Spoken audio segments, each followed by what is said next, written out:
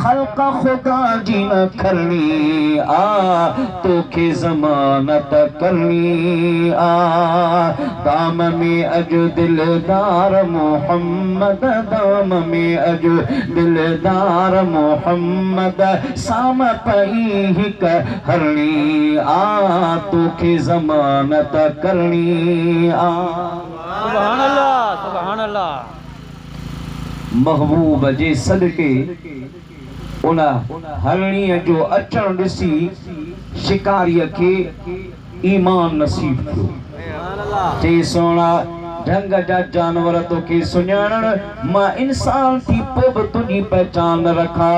कलमो पढ़ाए मूंखे पंहिंजे गुलामनि में आण मां तुंहिंजो ख़ादिम आहियां ऐं महबूबा अवां जे हिक नूरानी चेहरे जी झलक जे सदके इन जे बचड़नि जी हरणीअ खे मां आज़ाद थो करे छॾियां। सुभान अल्लाह सुभान अल्लाह। अर्ज़ पे कयमि त मुस्तफ़ा खे पंहिंजी उम्मत सां त प्यारा पर जानवरनि सां बि प्यारा, जानवरनि सां बि प्यारा। मुझा अब्दा मु अर्ज़ पे कयो मुझे सुने हबीब सरवरे आलम सल्लल्लाहु अलैहि वसल्लम फरमायो खुदा जे वलियन जिनके अल्लाह ताला यो कुर्ब जो मकाम अता फरमाइंदो उनके इन अमल जे बदले में जो उनके जे दिल में खुदा जी मोहब्बत अल्लाह जी मोहब्बत जे करे खुदा जी मखलूक सां प्यार अल्लाह जी मखलूक सां हमदर्दी जो रवियो रखन था। मुझे मदीने जे मीर फरमाए इन अमल जे करे क़यामत जे हाड़े ईंदा त इन शान सां ईंदा वल्लाहि इन वजूहहुम लनूरुन उन्हनि जे चेहरनि में खुदा जो नूर चमकंदो हूंदो व इन्नहुम लअला नूरिन। अल्लाह ताला महशर जे मैदान में पंहिंजे अर्श जे साए में उन्हनि जे लाइ नूर जा मोती मिंबर रखंदो। उन मोतियुनि वारे मिंबरनि ते उहे नूरानी मिंबरनि ते वेठल हूंदा।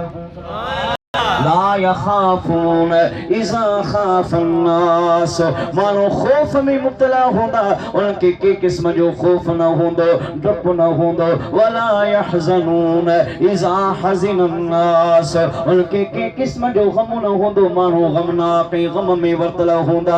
वे केर होंदा मुझे मदीने जे मीर या आयत करीमा तिलावत करे बयान फरमायो अला इन्ना औलिया अल्लाह ला खौफुन अलैहिम वला हुम यहज़नून।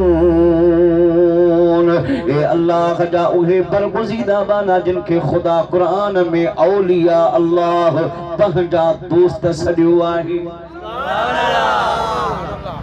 अब आपो अल्लाह जा वली इन शान सां महशर जे मैदान में ईंदा त पोइ जेको वलियन जो वली आहे पीरन जो पीरा अंदर जो अक्सीरा दिलबर दस्तगीरा जिनजा सुना लक़ब गौसे समदानी महबूबे सुबहानी कुतुबे रब्बानी क़िंदीले नूरानी शहबाज़े लामकानी सैयदना व मुर्शिदना अब्दुल कादिर जीलानी सच्चो रज़ियल्लाहु तआला अन्हु। तो उन पीरा ने पीर जो छा शान हूंदो उहो कहिड़े शान सां ईंदो। मुझा अब्दा उन अल्लाह जे वलीअ खे असां मञूं था ऐं उन जा मुरीद सदाए निस्बत सदाईंदा हूं कादरी पर इहा निस्बत मामूली निस्बत नाहे। इन निस्बत ते अगर सदाई तो त पोइ इन निस्बत जो तोखे पास बि रखणो पवंदो हया बि रखणो पवंदो। गौसल आज़म रज़ियल्लाहु ताला अन्हु फरमाए मूंखे इहो कुतुबियत जो मकाम मुफ्त में कोन मिलियो। दरस्तुल इल्म हत्ता सिरतु कुतुबा मां इल्म पढ़ंदो रहियुसि ज़ाहिरी इल्म पढ़ियुमि। अॼुकल्ह छा चवंदा आहिनि माण्हू बाबा पढ़ण ते थोड़ी आहे किताबनि ते थोड़ी आहे निमाज़ ते थोड़ी आहे बस ईअं ई ओट परवाज़ थी वेंदी। भिटाई रहमतुल्लाह अलैह तो फरमाए जे भाई जोगी थिया त परकल में जी पार पंजन साण पूरो रह।